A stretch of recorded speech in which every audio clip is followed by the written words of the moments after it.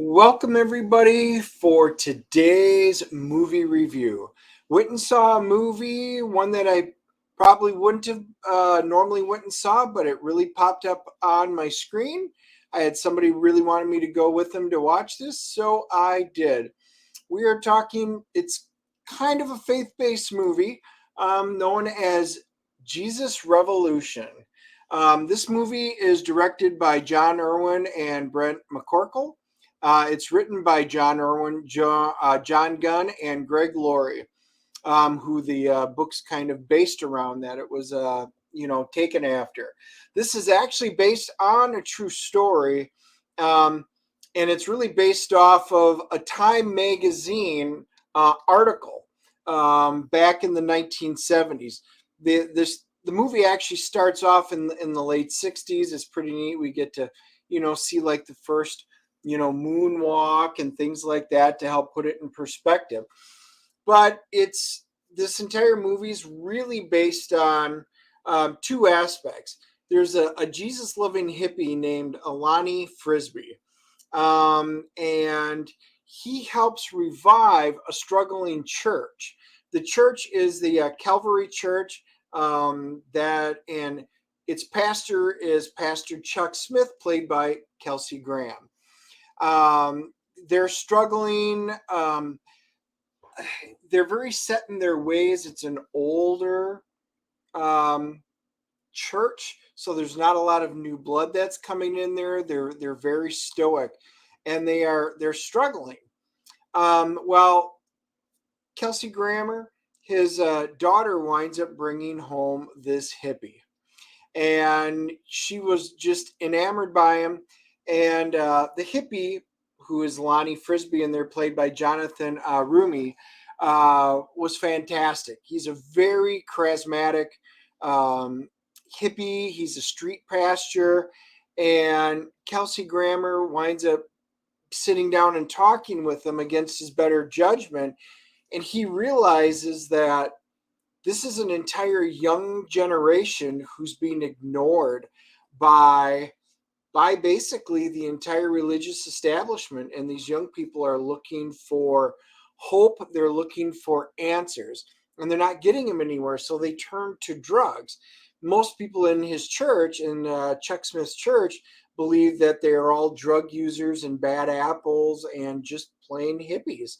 And he takes a chance on them and winds up bringing them in, and it really winds up paying off. Now, the second part of the story is there's a guy named Greg Laurie,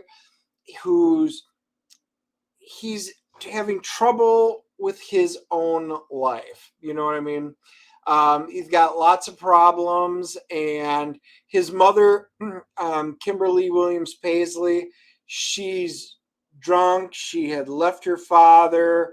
They really didn't have a very good relationship. So he goes off and winds up finding this girl named Kathy, whose parents are fairly well-to-do, maybe higher middle class, but they want what's best for their daughter, and being around a hippie isn't one of them. So the two younger children, Kathy and Greg, they try and start piecing their own lives together, and the two storylines kind of intersect. So with the churches, Lonnie winds up running into Greg, who's in the rain and almost got in an accident. He was high and started, trying to comfort him and bringing him in. And the two wind up basically finding Jesus together in a way. The beginning first half of the movie is this really fantastic. It's an inspirational film, as Pastor Chuck opens up his church and really his mind to a lot of the parishioners, those that don't want to listen. He kind of shows them the door. Look, we're open for everybody. And he starts growing this church from this tiny little cathedral to an outdoor tent. And Lonnie winds up being, the Jesus preacher who comes in for the younger kids and really inspires everybody. They start baptizing people, out in the river at the Pirate Cove Point. It's just fantastic. So the beginning is just one of hope, inspiration. I absolutely loved it. Well, with anything, success breeds corruption. And we start finding that the movie takes a twist probably a little bit after the middle, and there's undertones of criticism really regarding religion, because Lonnie starts, it becomes me, me, me, and not just for the religion. He starts healing people and kind of exposing, and from those of you that were maybe living through the 80s, and there was a lot of corruption in the church, and be healed and stuff like that. It was a lot of setup and stage. So it really, you can see the message of the movie starts turning, but yet Greg and the younger ones still want to be able to do this. So the movie takes a turn. We wind up the movie, I don't even know how to put it. It really goes very well, because Kelsey Grammer has a lot of faith. And after Lonnie winds up leaving, into Greg winds up getting him his own, basically church. It sounds like an old rundown church, and basically hands them the keys and says, do what you want to do best.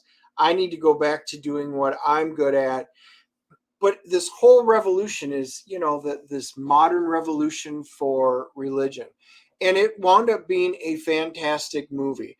Like I said, you get both sides, the super inspirational, you get the downside of some of the things that weren't very kosher going on, with the movement. But each of them had great stories. The parents, all of the children that are involved in there, you get, they're focused of their story. The dialogue is great. The interaction is great. I loved every single person they cast. Pardon me. I thought was absolutely fantastic. So needless to say, I think this movie was great. It was far better than I was expecting. And like I said, although it was pretty much in the guise of a faith-based movie, there is definitely some of that in there. But it does take a turn, and it really was eye-opening. But like all movies that are based on true stories, it's not 100% accurate to what really happened, but I still think they did a really nice job overall. If you're looking for a great family movie, something you can take everybody to, and you're just looking for something positive in your life, this movie really hit home, I think, for a lot of people.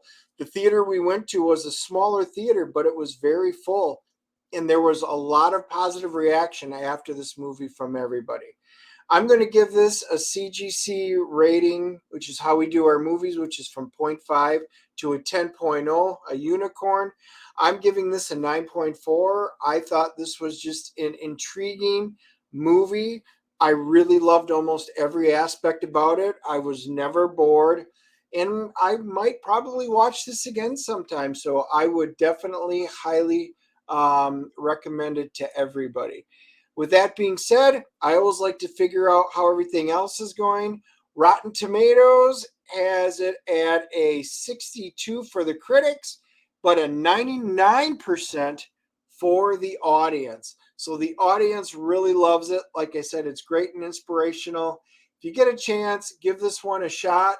And if it's still at the theater, if not, when it does come out, you probably want to watch this. So anyway, I hope you enjoyed the movie review, and we look forward to seeing your next one. Thank you.